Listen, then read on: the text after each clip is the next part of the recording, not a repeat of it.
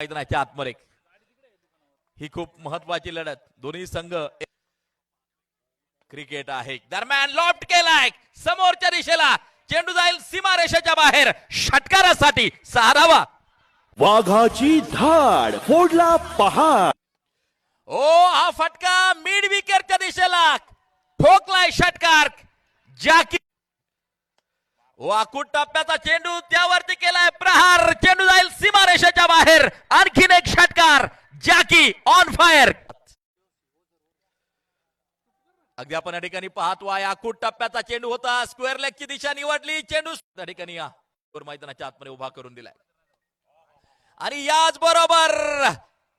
या स्पर्धेतील तिसरा अर्धशतक जाकी गुंजाळ यांच्या नावावरती एकदा जोरदार टाळ्या जाकी यांच्यासाठी